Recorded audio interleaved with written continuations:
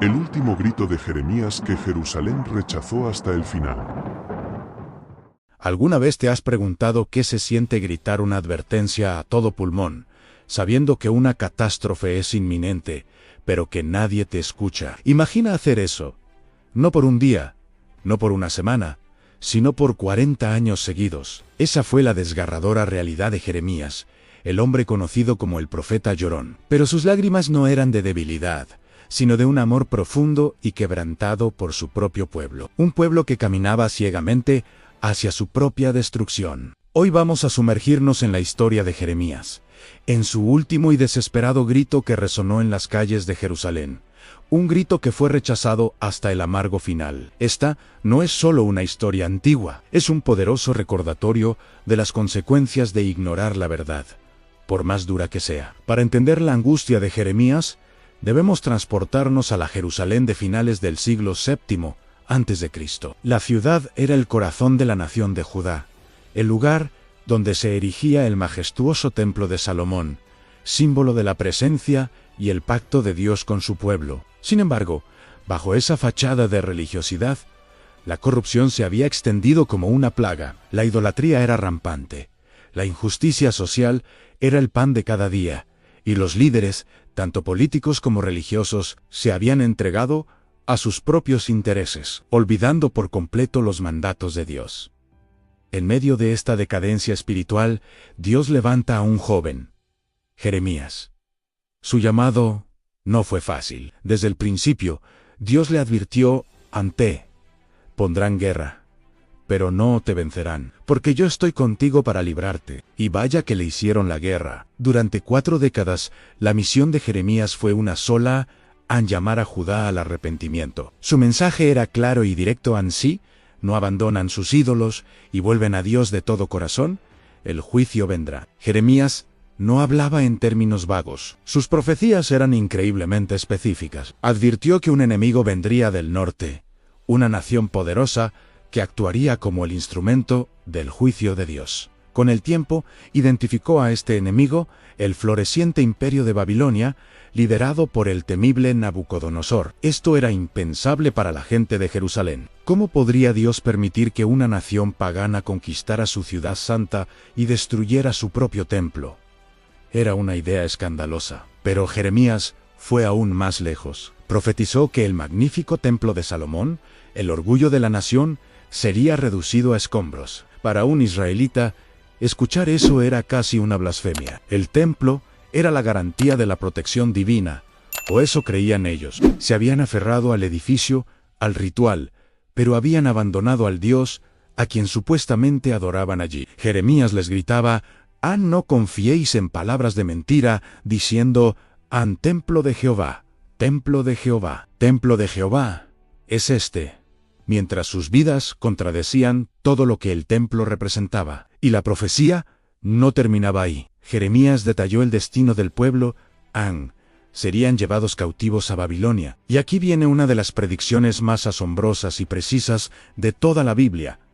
Especificó la duración exacta del exilio. No serían 69 años, ni 71. Serían exactamente 70 años. Después de ese periodo de disciplina, Dios los traería de vuelta a su tierra. Era un mensaje de juicio, sí, pero también contenía una semilla de esperanza futura, una promesa de restauración. Ahora, uno podría pensar que ante advertencias tan serias y específicas, la gente al menos se detendría a considerar.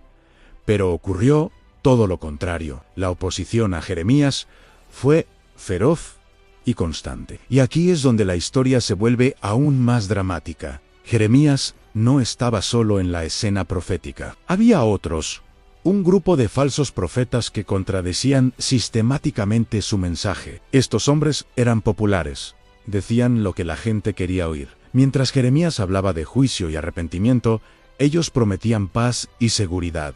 Paz, paz. Proclamaban: cuando no había paz, negaban la amenaza de Babilonia, asegurando al pueblo que Dios nunca permitiría que su ciudad cayera. Eran los voceros del optimismo tóxico, de la negación de la realidad. Para los líderes y el pueblo, era mucho más cómodo creerles a ellos que enfrentar la incómoda verdad que Jeremías predicaba.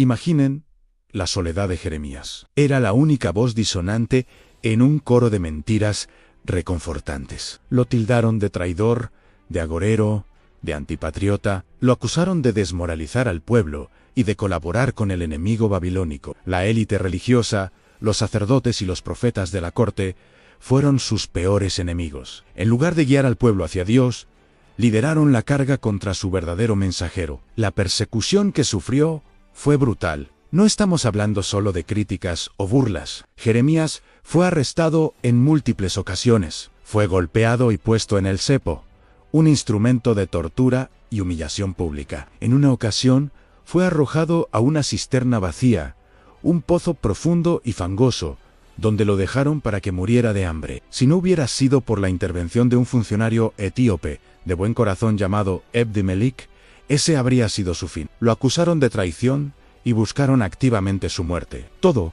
por decir la verdad. El momento culminante de este rechazo frontal se personifica en el rey Joacim. Dios le ordenó a Jeremías que escribiera todas las profecías que le había revelado en un rollo y que se lo leyera al rey con la esperanza de que incluso en esa última hora el rey y el pueblo pudieran arrepentirse. Jeremías, que tenía prohibido entrar en el área del templo, le dictó las palabras a su fiel escriba, Baruch, arriesgando su propia vida. Leyó el rollo públicamente y luego ante los príncipes de Judá.